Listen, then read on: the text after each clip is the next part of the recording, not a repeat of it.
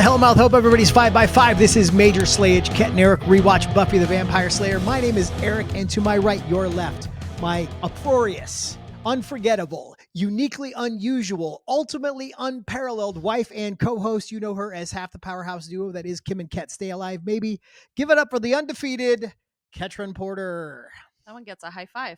We are here to talk about Buffy the Vampire Slayer, Season 2, Episode 21, Becoming Part 1. If your hair is not becoming to you, you should be coming to us. We're going to break this into two separate episodes. We're going to talk about just Part 1 today. Hatter and Ketryn are both very excited to talk about it. Yeah, we got cats all over the joint here. And the watch-along Ketryn sat up here next to me and watched a lot of the episode with me, although she didn't have little tiny baby cat headphones on, so she couldn't really hear the show, but she could read the subtitles. Mm-hmm. So what did you think of this one? I mean, what's interesting is I don't know that I've ever watched these particular episodes without just watching the very next one. Right. So it was interesting to sort of see where the cliffhanger was. Right. Because looking back on these episodes, I didn't really know how we got in or out of anything. Right. But I mean, strong fucking penultimate finale episode. I would definitely agree with that. Interesting comparing the two. And I said we're going to contain our discussion to the first one, but first part, flashback heavy, fills in a lot of backstory. And I love the flashbacks in the show. Not really getting the flashbacks the same one. I loved the way they fleshed out the world. I thought they were, it's not even a criticism, but if I had one of these days, like, they were very brisk. They were very like get in, get out to the point. I would have loved to luxuriate in that world a little bit, but we didn't really have time because we had so much story to tell in the modern day. Also, I know you. Mm-hmm. If they had not stuck the landing the other direction, you would have liked that even less. I suppose you're right. Yeah, if it felt like they were bogging us down. Yeah. Nothing bogged in this. This just moved at a no clip. Bogs. Not a bogman in sight. Bog-free episode. Yeah, really strong, really exciting. What I noticed, especially comparing it to last week's episode, Buffy versus the Fishman, the stakes were through the roof. The tension was palpable. Felt like we were like back to the show. Yeah, there was gravitas. It seemed real. Things mattered. There was urgency. Yeah. They sensed the danger. They took everything very seriously, which just like by comparison made last week's episode even more just like very silly, forgettable and silly, and throw it in the garbage and never watch it again. Like I don't know why we can't just rearrange, like put Go Fish like episode 3. We haven't done the trivia crypt yet. I suspect this is another case of an episode that was meant to go earlier and got moved around. We've learned there was a lot of that in season 2. So we have yet to do the trivia crypt for that. Okay. I suspect we're going to learn something of that kind when we do. Okay. But let's not put this off. Do you want to do a spell for us real quick before we get into the episode? Yeah. So one thing that I haven't really ever talked about, because it's not a huge part of my witchcraft, but that's one of the things that's so great about witchcraft is like there's no official doctrine. There's no it's an individual practice. One thing that a lot of other witches do is they call upon specific deities, goddesses, and I also love that like there's not really any one area of the world. A witch could call on a goddess from Egypt, and then, the next day you're calling on a goddess from like the Celtic Isles, that kind of thing. So because we are dealing with a Cathla who is here to suck us all into hell, I decided to find a goddess that might be helpful in this situation. So the goddess Ma'at, who is an Egyptian goddess. She's depicted as a woman with an ostrich feather on her head. One of the things that she does that's really interesting that I think would be really cool to call upon if you're dealing with the whole, angel does or does not have his soul. One of the ways that she would determine if you were able to go into the good afterlife, so the not hell of Egyptian lore, was she put your heart on a scale. If the deceased person's heart balanced with Ma'at's feather, they could continue their journey to the afterlife. Yeah. All right. Are you ready to get into this episode? Yes, All right. I Take am. us through it. Here we go. Becoming Part 1. Galway, 1753. We open with a very difficult accent. I'll sneak in and take some of me father's silver. He'll never miss it. Eats with his hands, the pig. Is that me gold? What the hell are you? I'm a leprechaun, me dear. And David, No offense, David. I appreciate your efforts. Well, I'm going to be the first to admit I'm not necessarily in a position to judge an Irish accent, but we have a friend who is, and we've asked him to weigh in on Angel's Irish accent. So please welcome Tony Webster from All Bronze No Brains with his review of Angel's Irish accent. Hey guys, it's your favorite Irish correspondent, Tony Webster, the better looking half of All Bronze No Brains, and I'm reporting live today to bring you my review of David Boreanaz's accent in Becoming Part 1 and 2, and for the rest of the series. Now, I have always maintained the opinion that David Boreanaz's Irish accent is the second best Irish accent in all of Buffy the Vampire Slayer, after Kendra's. That's me favourite shirt! That's me only shirt! Now, I did also outsource my answer to an actual local Donegal man, Sean O'Boyle, who said, like, it upsets me. It's shockingly bad. Now back to you, Arik. To be clear, I do not have the expertise in Irish accents that I have in swimming, which I told you all about last episode. I find Irish accents very difficult. And weirdly enough, I'm actually reading a series of plays from a book that our friend Mackenzie Parker gave me for a birthday called The Weir. It's a series of plays, all takes place in like little Irish pubs. And when I read it, I practice my Irish accent, and I'm so bad at it that I find myself laughing at my own accent. And we're going to put some footage of you reading the plays in an Irish accent here. Will you be okay in that wind? Jesus. I'll get you the torch. There's well fucking worse, I'll tell ya. I'm not saying I could do better. All I'm saying is that like I could see the cogs turning in his head where he's not fully connected to the words he's saying. He's trying to get the accent out. Yeah, you said in the watch along, we do a watch along on Patreon before we record these. You said he seems to be thinking about every single word.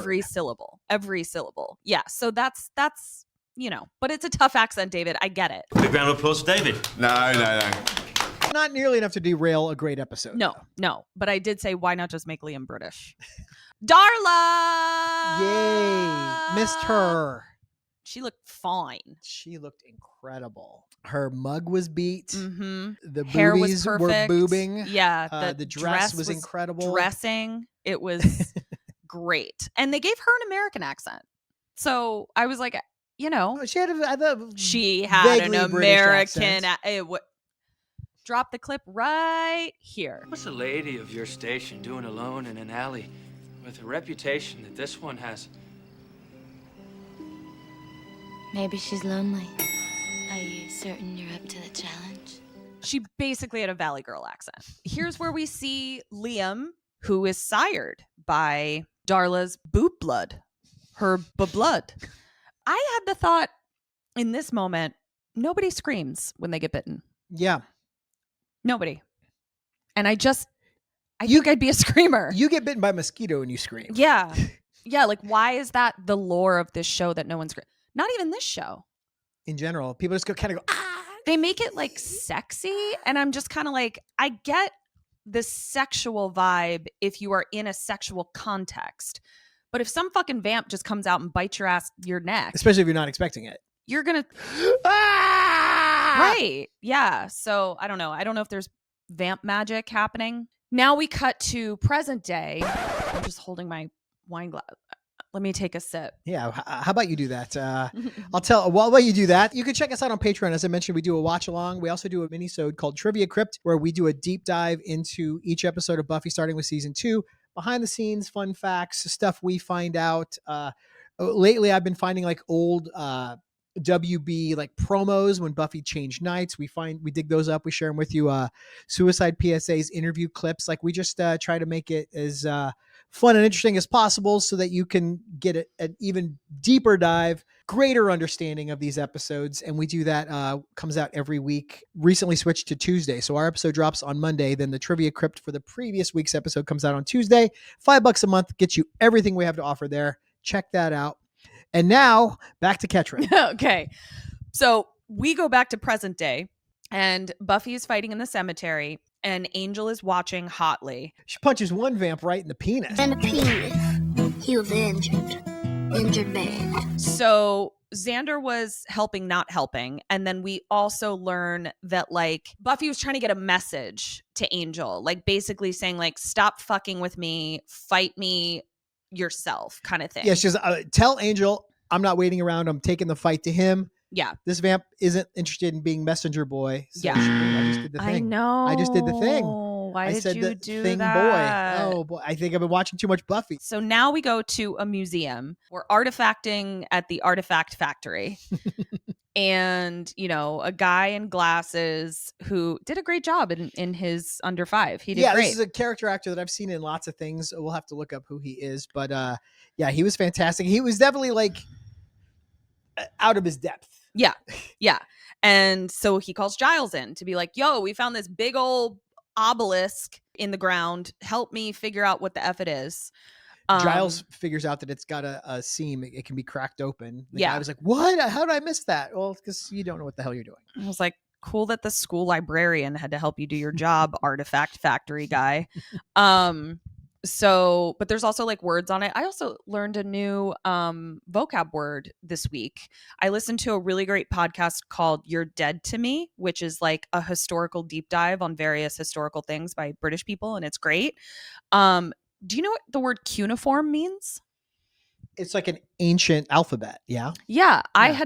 never had heard that before. And even the hosts were like, most people have heard like of hieroglyphs, No. like that kind of thing. Cuneiform I have was, to admit, it's a word I've only read, so I didn't know how it was pronounced. But yeah, Yeah. I'm vaguely so familiar. it kind of looks like there's like cuneiform symbols on it. So Giles is like, we got to translate this ish before we open it. As if I've learned anything from putting together IKEA furniture, read the instructions before you crack the thing open and start like fucking around. Let's go to school. Let's see how the Scoops are doing. Willow is sitting on the lap of like this guy Just some stranger. that like, It's just some guy, and randomly she's like, did he look familiar? never to seen you? this guy before in my life. Yeah, his name was Oz. Oz. It's been so long since we've seen this fucking guy. We forgot he was in the show. And then they just pick up like nothing happened. This is the kind of thing, we've said this so many times in the last several episodes. They're sitting around at lunch doing this exact thing. It's fucking crazy that he's not there for any of it. And then it's even crazier that they didn't go, hey, do you think this is weird that Oz isn't here? Should we maybe have a line about him being on tour? Yeah, they needed to address it.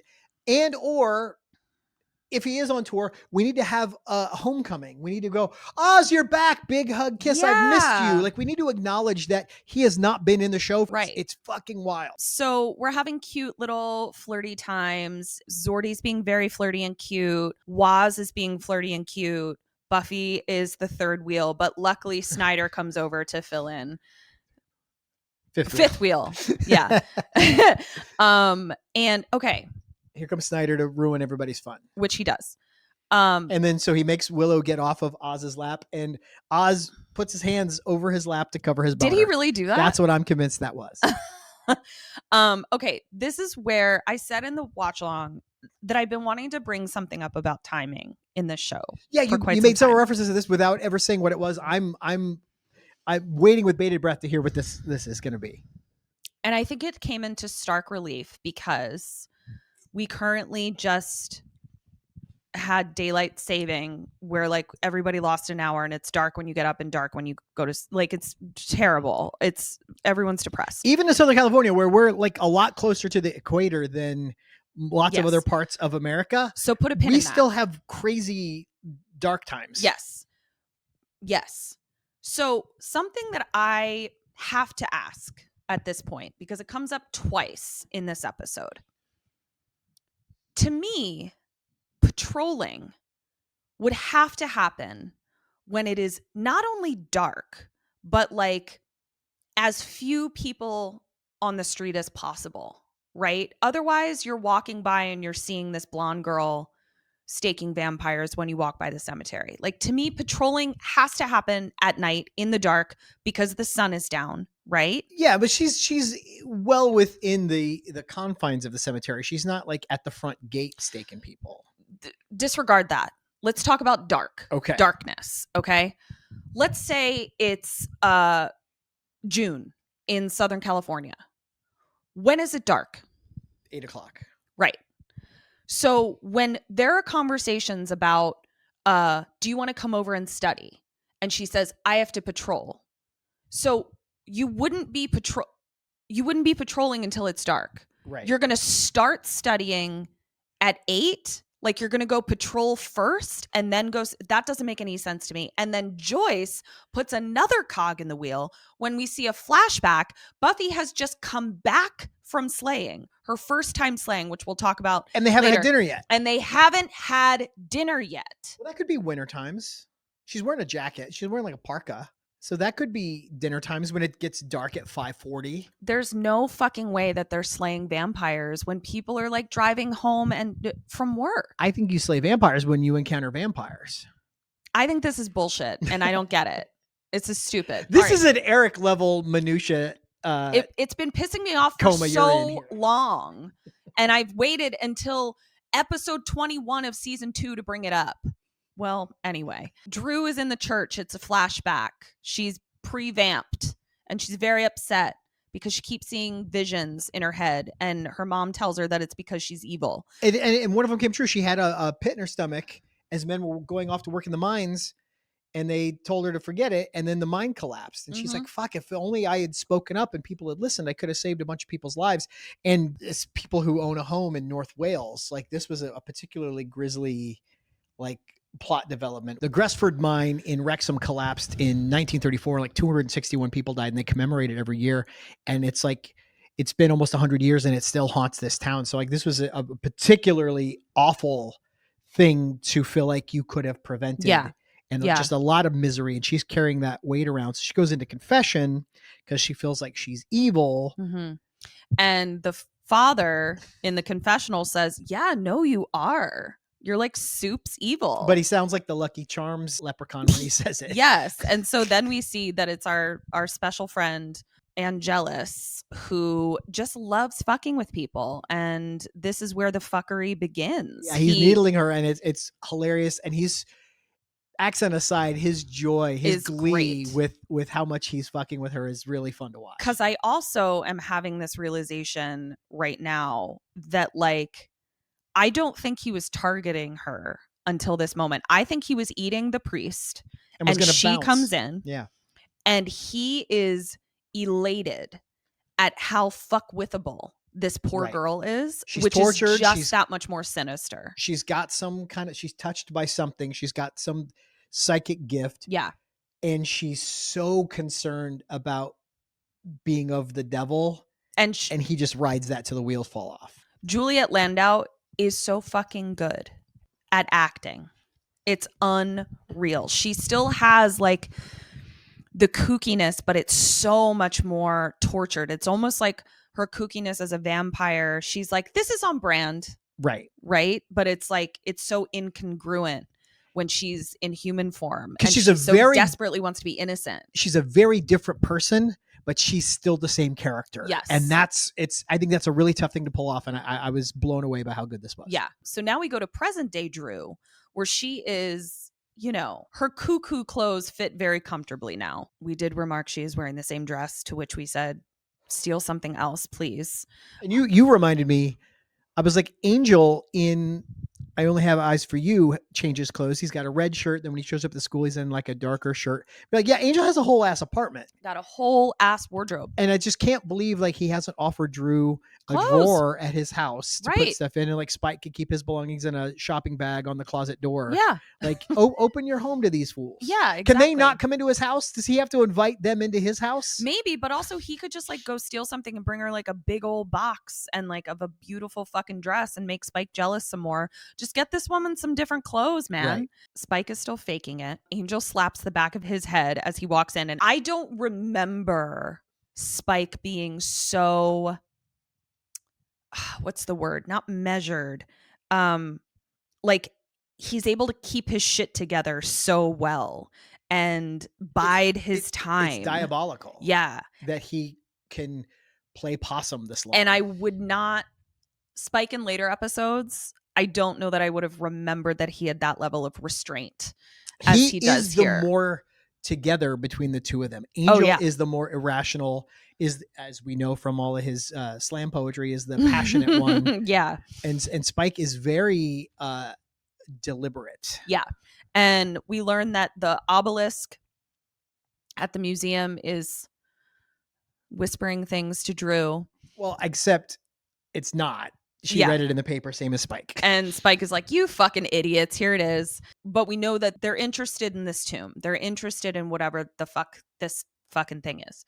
So now we go to Willow studying with Buffy in Miss Calendar's classroom. And Willow's getting really teachy. Like she's really like, she's doing that sort of like kind, hard love thing that you have basically to do. Don't waste my time. If you don't want this, then I'm not going to bother. Yeah. And so, you know, Buffy's really trying to focus. She drops her pencil. Then we see the floppy disk, the hard disk, the disk, floppy disk, which is not what's floppy. inside is floppy. There's a little piece of film that's round, like it looks like a record, but it's very flimsy. That's why it's called a floppy disk. I always thought they were just trying to be weird. So there was the big old ones, and then even those little plastic ones. What holds the information is still a floppy disk. Well, shit. And a hard disk is a piece of hardware. It's a piece of machinery that's part of the computer that can store things. That's the difference between a hard disk and a floppy disk. Holy shit, you guys. Did you know? You didn't know that out there either. So anyway, we think she's going to grab the disc and she doesn't. But then she comes back up and calls herself, I'm learned, girl. and then goes, wait a minute. And she had deja vu. So she's like, I remember the pencil dropping just like this. And she kind of lets it roll off her book again. And then she finds the disc. And Willow puts it in the computer. It's the restoration spell. Buffy picks it up immediately. She's like, I know what the fuck this is. Mm-hmm. This was so great. Like the next, well, I'll talk about it when we get there because first we got to go to the Romanian woods. But what did you want to say? Oh, no, just that, yeah, this was so expertly plotted because it wasn't, oh, here's the thing and here's the answer. Willow is more just kind of titillated by, oh, there's more of Jenny's like witch stuff I can look at. Buffy's the one that figures it out. They don't connect right away with each other. And Buffy has to kind of like point it out to her. And just that little bit of dissonance where they're just on two slightly different tracks going the same direction and then they finally meet up just made the scene so satisfying. Much more interesting. Yeah. And I feel like this script is full of that. Yeah. In a way that some of these other episodes this season have not been. There's been great episodes this season. There's also been a couple of turds. This was the episodes so that have exciting. been great have been so great that it makes the episodes that aren't great that much more egregious because you're like, well, we know what you're capable of. Right. We know that you just fucking slept on this one. It's more irritating to me, honestly. Another flashback. Let's go to the Romanian woods, 1898. We know what's happening here. Yes. We've heard about it. Cool. Now this was there were two flashbacks in this episode that I didn't love. They don't knock it down from still being an A episode. This one, there's one that comes up later I'll mention. Only because we don't learn anything new, we see exactly what we've heard before. I wish and I don't know what the answer is. And again, these had to be brisk. We had to get in, get out because we got so much story to tell. I wish we could have had a wrinkle to this story that we didn't know and something was actually being revealed. Instead, what we're getting is we're just seeing a reenactment of a thing we already know. Yes, a pretty brunette girl.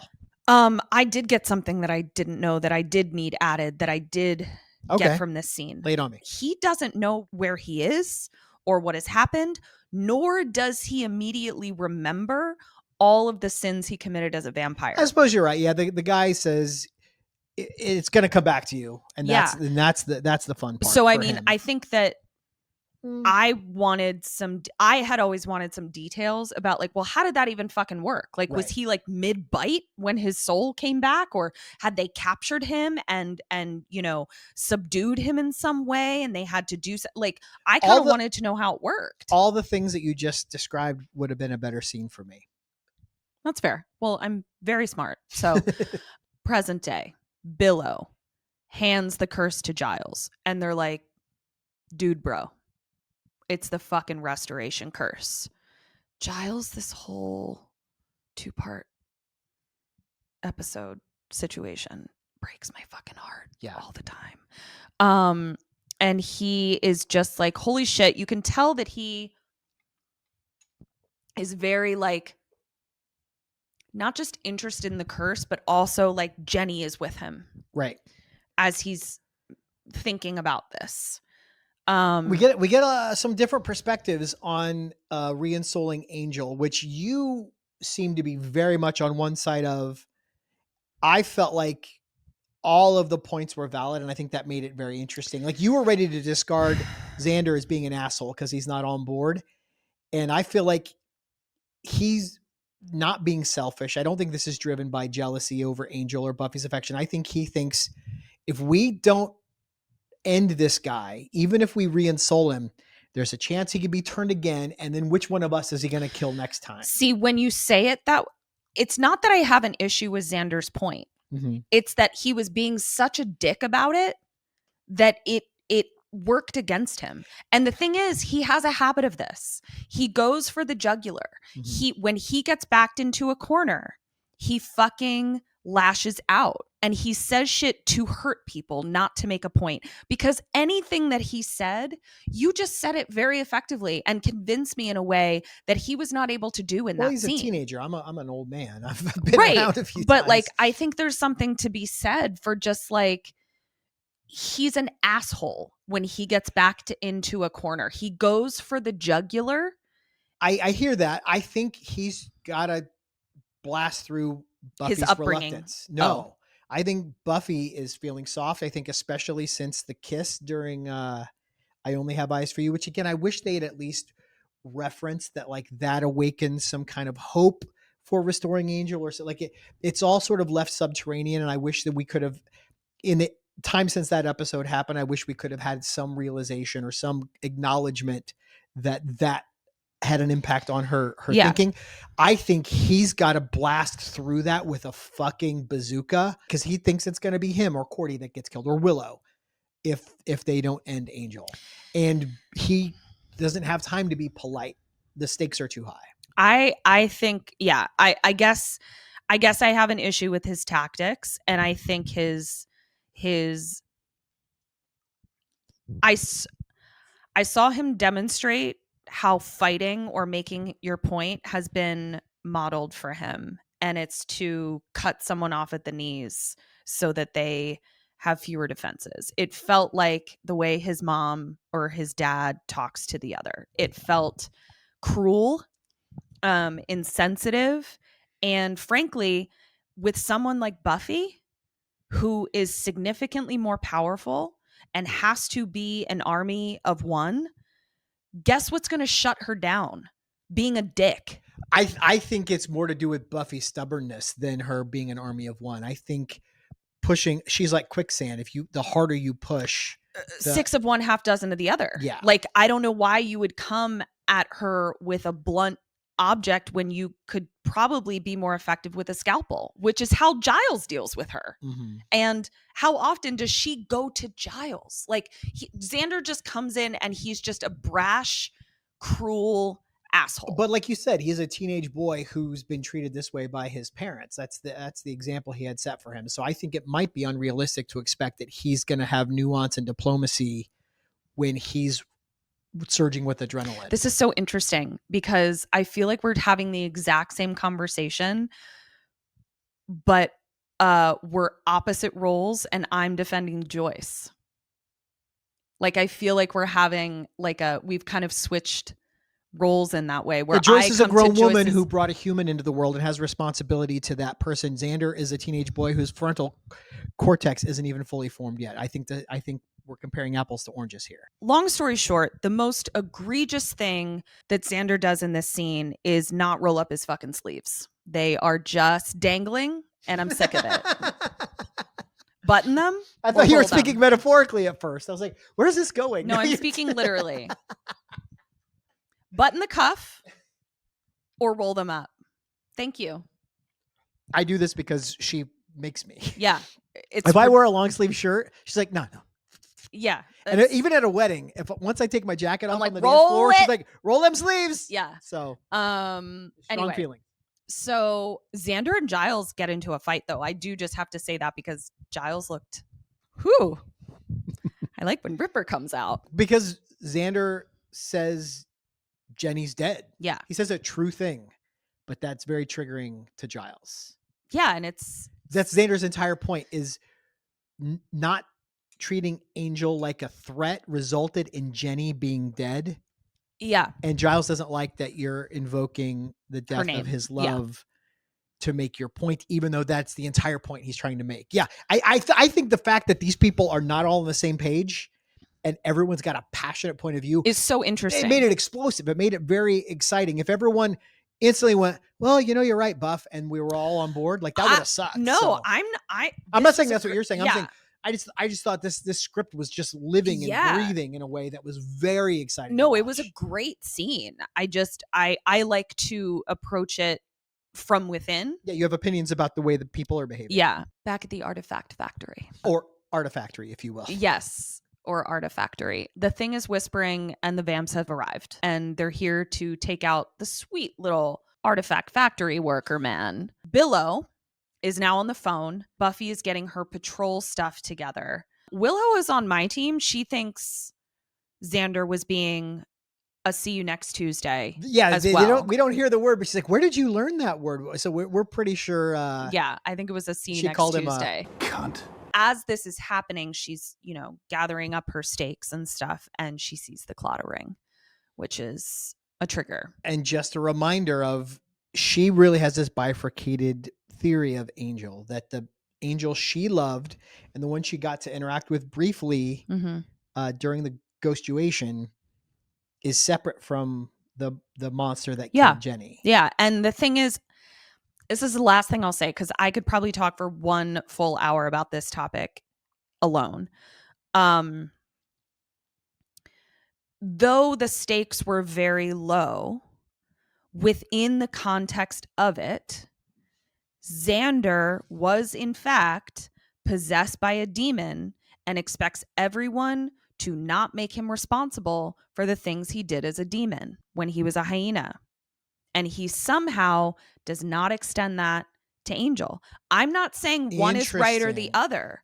I'm just saying Xander does not play by the same rules that he expects Angel to play by, which is why I think this whole thing pisses me off. I think that's valid. I hadn't considered that he goes, I was a demon. I was possessed. Mm-hmm. Well, so was Angel. And you fucking were out for blood as well, bro.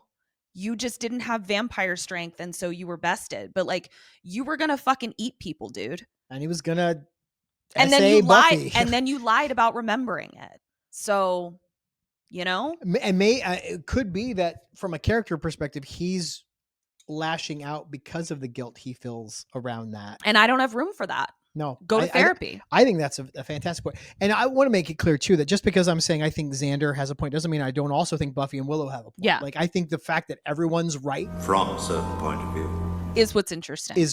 Yeah. Buffy's out patrolling, and we both approve of her patrolling outfit.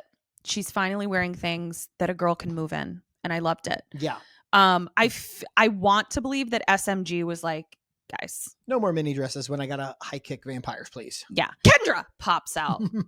Did I startle you? A little bit.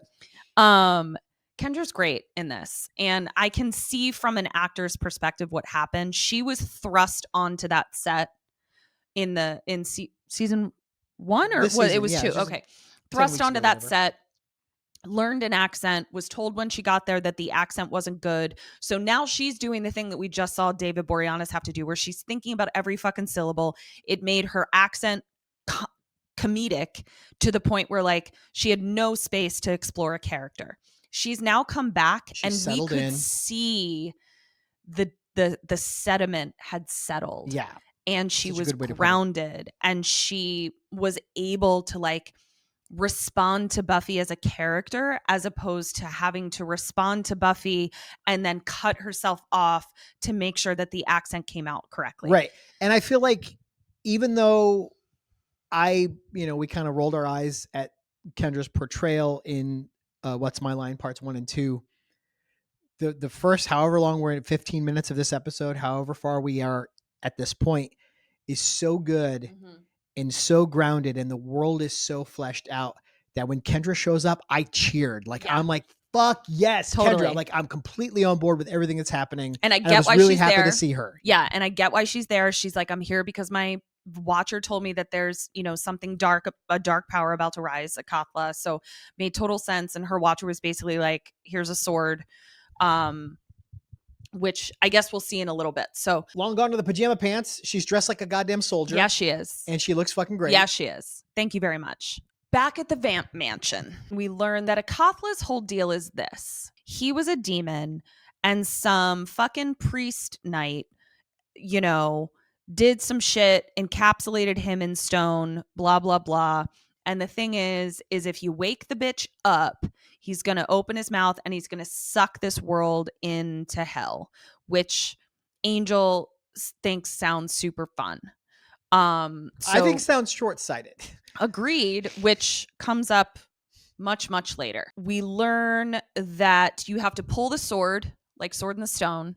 And once you do that, his mouth opens and everyone on the planet is sucked to hell, but there's a whole blood situation.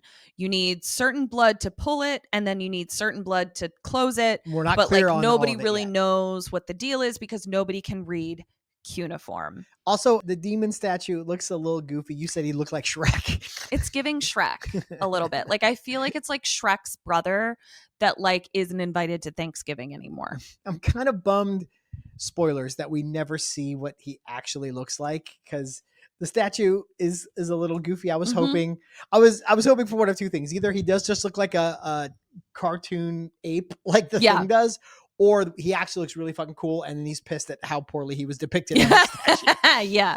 Back at the Libri, tension is still high, but we are getting some more information. So Giles learns that the vamp stole the tomb of Alfalfa, as Buffy says. Buffy has this idea, which I actually think is smart.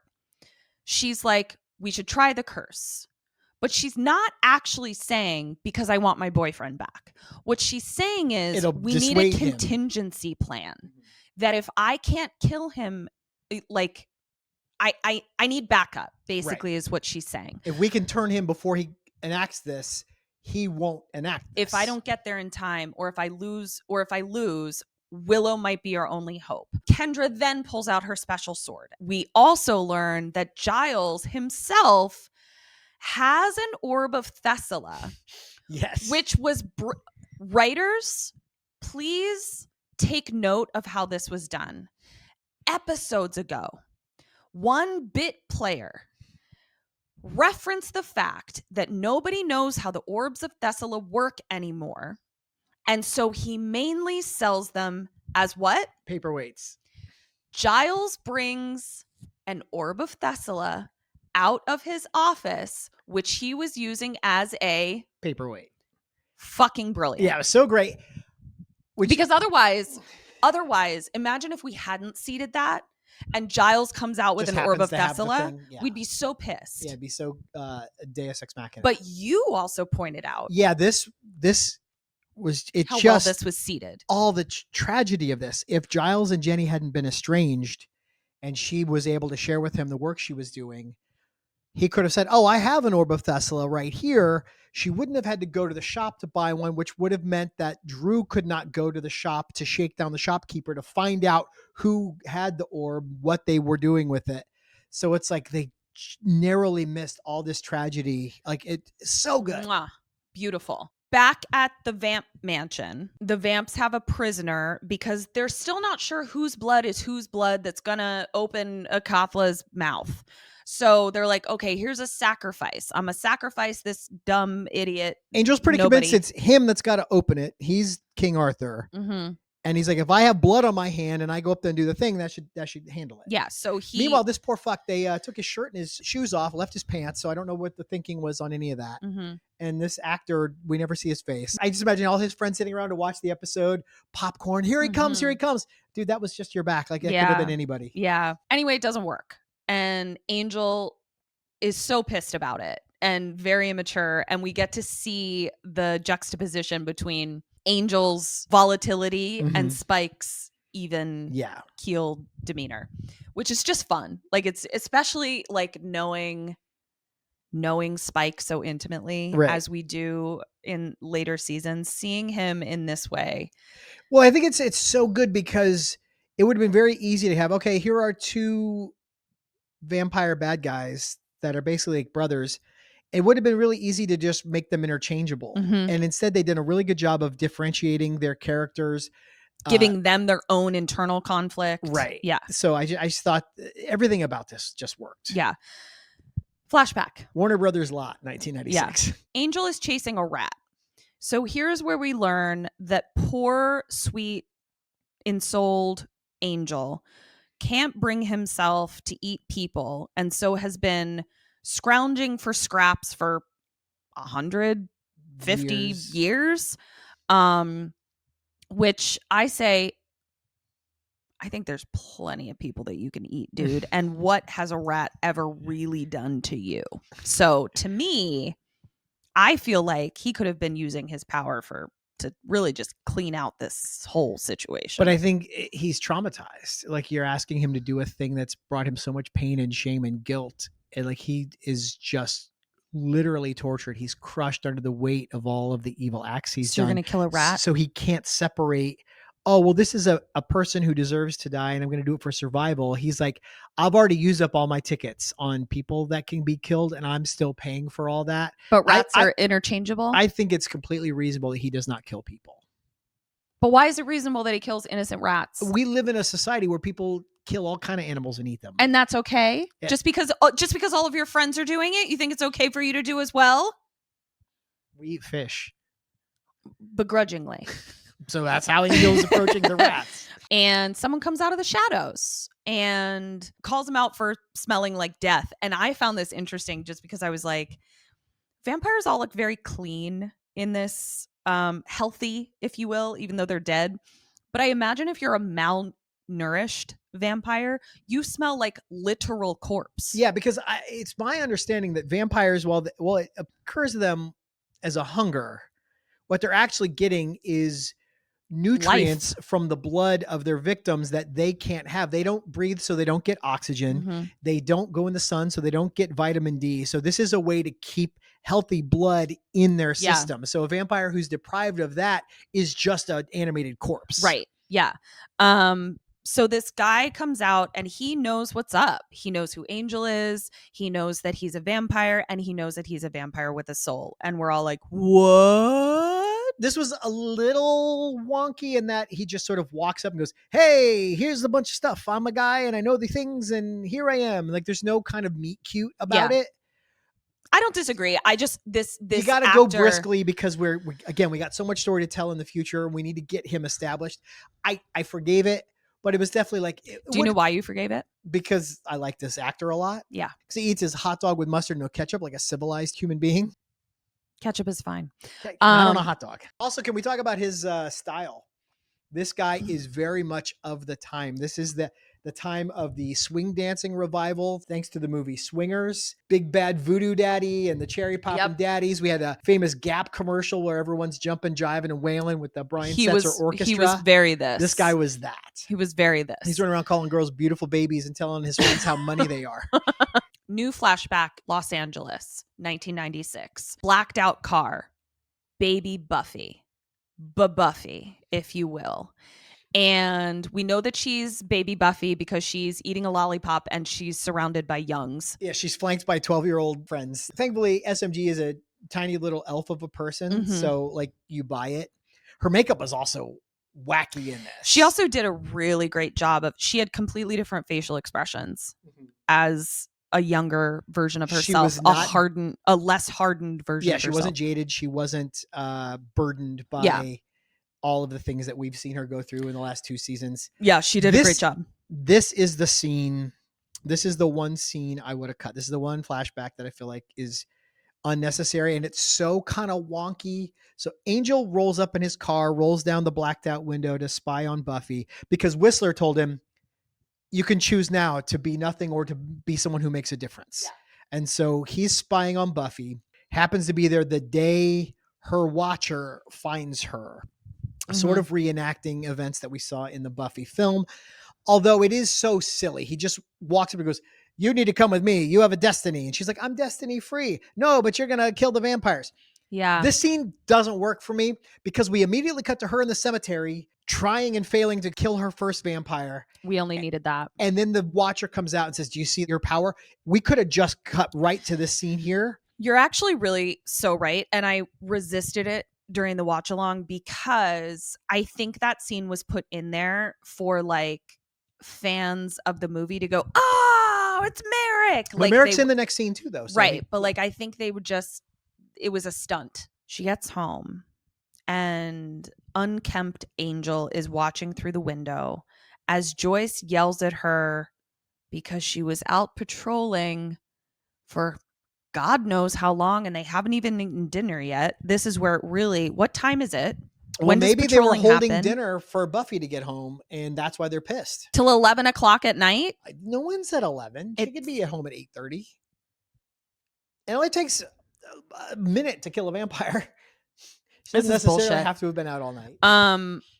Of course we hear Of course we hear Hank's dumb voice, but luckily he doesn't get any screen time because he's a piece of shit. I'm curious if they got that actor to do it or if it was just some guy. Hank is just some guy. Call him Frank. I keep calling. Do you want to know why I keep calling him Frank? Because every time I write his name, I write fuck Hank. So in my head, it's Frank. You know what? Your name's Frank now, and you and I know it's because fuck Hank. Now Wangel is talking in the sewers again. And he's like, I want to help her. I want to be a good vampire. And of course we have to make it about how pretty or not she is, as if she wasn't pretty, Angel wouldn't want to help her. I hated that. Also because she's like 14 or 15 at the time, like so gross. Yeah. And we learn that Angel has the same issue with the Whistler's attire. What was in this scene specifically? He's wearing like a green satin shirt with leopard print collar. Like he looks crazy. He does look crazy. He looks like a clown. Yeah. Buffy is in class. We go to class time now, and we see a hooded figure walking down the halls of the school. No, before we realize who this is, I thought, oh, is this like one of the Romani to follow up on Jenny? Like, where's Jenny? It's not. No. This figure walks into the classroom and basically says, come to Angel or else, and then whips her cloak off, and the sunlight of the classroom lights her on fire. This was terrifying. Like, I put myself in the shoes of these fucking kids. Mm-hmm. Someone lights themselves on fire in your classroom and like therapy for the rest of your life. Yeah. Life. Why was that? I mean, the shock and awe of it, but how do you convince that vamp that like this is a worthy end? I think cultism in vamp life is real easy. Think think about how many people have minions. Think about how many vamps have minions. So I feel like my move would have been, come see Angel or else. Yeah, it doesn't have the same impact though, you know? She probably thinks she's like dying for the cause. You know what I mean? Because I equated it to like a suicide bomber, but if a suicide bomber only blew themselves up and no one else was injured, like that's sort of what this was. Yeah. So now Buffy is telling Giles that she has to go meet Angel. Kendra needs to stay here. Buffy is like, Willow, you have to do the spell. Kendra gives Buffy her lucky steak, Mr. Mr. Pointy. So she's sort of delegated to everybody. And it's a cool looking spike because it looks like it's almost like a tree root, like it's kind of gnarled Yeah. and kind of twisty. Yeah. She meets Angel in the cemetery. He says, "Hello, lover," and I bought it. And then she says, "Thanks for the emulation-ogram," and then they fight. So, yay, we're having a fight in the cemetery. Back with Kendra Zillardy and the vamps have invaded the library. And I had this is a very familiar scene because this has happened before in when she was bad. Yeah. Now, I had the thought right before this happened. You just have to take my word for it. They should have done this to somebody's house where they could have enforced a boundary that would keep vampires smart. out. Like, how did they miss this? So smart. Especially because this exact thing happened to them 20 episodes ago. Yeah, agreed. Fighty. Everybody gets fucked the fuck up. And again, a lack of screaming. Xander's arm gets broken. His In forearm gets half. broken in a 90-degree angle. Yeah. I feel like I would scream for the rest of my life if that happened. Yeah.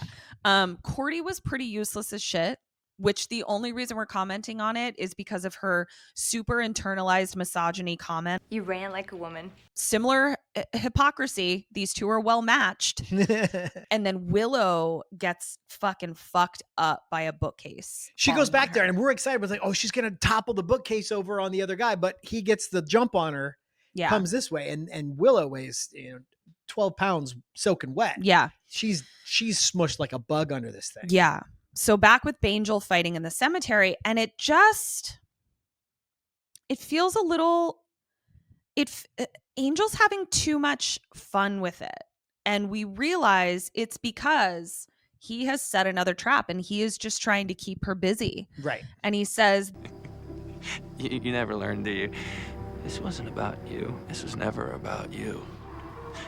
And you fall for it every single time. ooh, the pain that she must have been feeling as she heard him yell that as she ran away. Now, at least this time in her head, as she runs back in a panic, well, at least there's Kendra there. Yeah. They're not Slayerless. That's fair. But Hold that thought. didn't seem to make a difference. Library fight. Kendra's putting up a good one, but Drew ends up fighting Kendra herself. Drew we only get a glimpse of it, but it has this technique that I would call the slap fight. She's not very compelling. I would have rather looked at Drusilla's stunt double's face square in the center of the camera and see her throw a couple of convincing punches, because this was silly. But then we learn that Drew has never really had to rely on her fighting skills because Drew gets the upper hand on her, has her by the throat, and we see her hypnotize Kendra. Puts the whammy on her. And then slits her throat.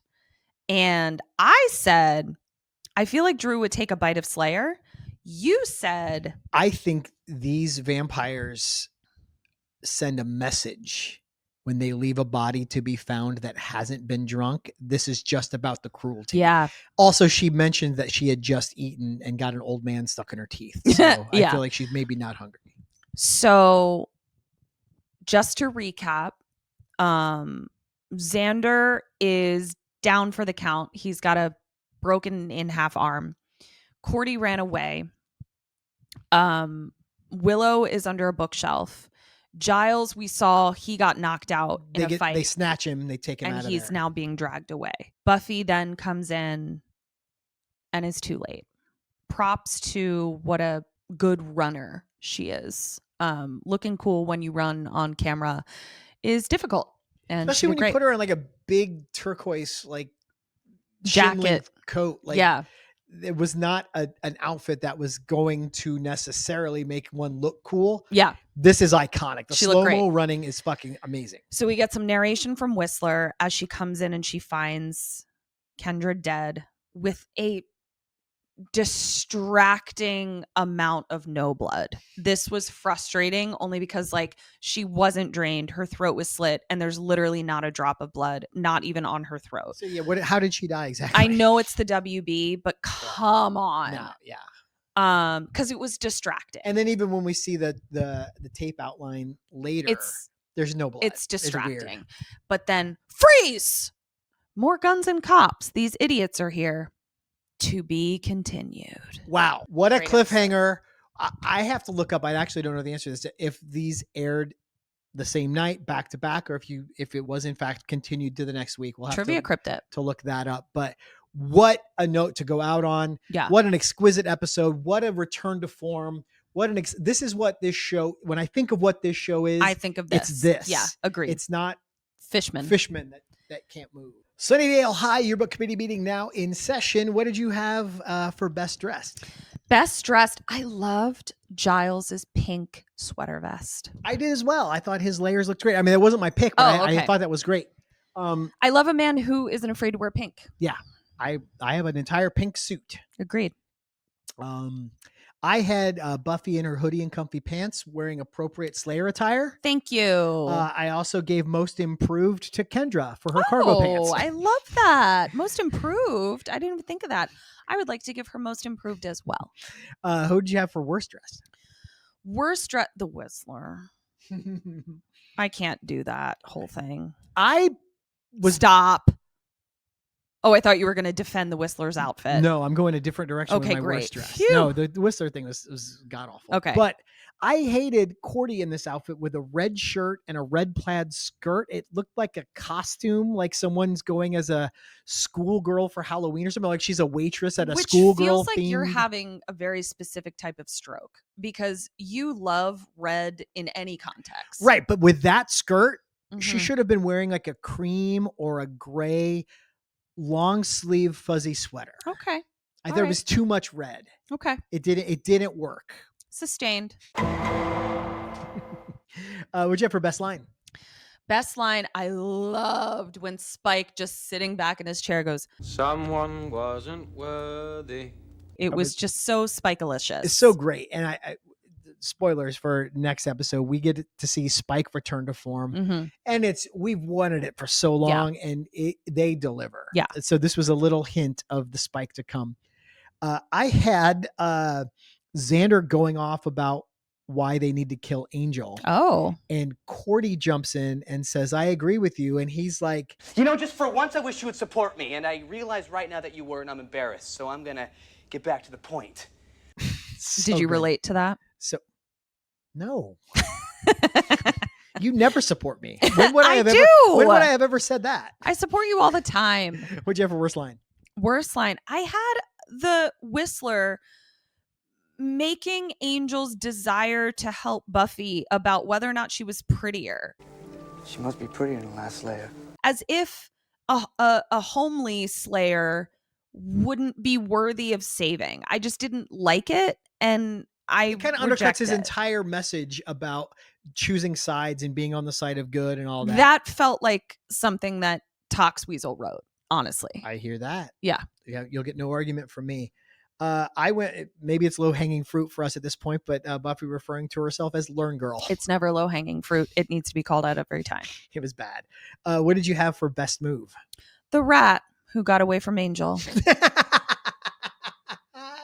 Best move. Way to go, buddy.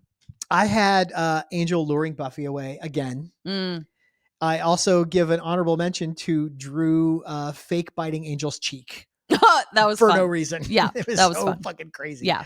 And what did you have finally for most likely? Is this my funniest one? No. But it is also the one that I feel like is an emergency. Most likely to need a daily helmet. Giles. He gets knocked out so much. I just feel like he should just always have a helmet on. Just in case.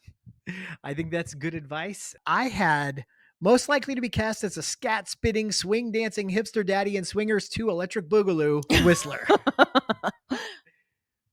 Nice one. Thank you. And that's all we've got for you this week. Thanks for hanging out with us. We'll be back next Monday with Becoming Part 2, the season finale. We've done 2 seasons of this. This is fucking crazy. It's wild. It seems like we just started the show. I know. And we're already about to start season 3. It's really crazy. We don't plan to take any time off. We're planning to start season 3 the following week. So we're just going to keep this train moving. Please, if you've enjoyed this, or even if you just kind of thought it was, give us a like. Yeah. Subscribe. We're really trying to up our subscriber numbers so we can unlock some YouTube functionality that will help make this more interactive, more fun for you guys, more fun for us. Check out our Patreon, $5 a month. We do a watch along. We do a trivia crypt minisode every week. $5, you can't beat it. Yeah. Come on. Can't even get a nice coffee for that amount. Right. For the cost of a cup of coffee, you could help two theater nerds continue to talk about Buffy. Yeah.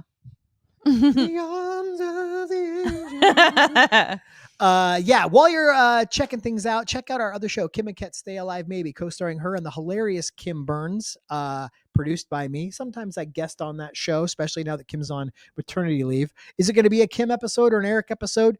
You got to tune in to find out. They're on social media at KKSam Podcast. That show comes out every Wednesday. This show is on social media at Major Slayage Pod, and that's all we got. Until next week, dust you later.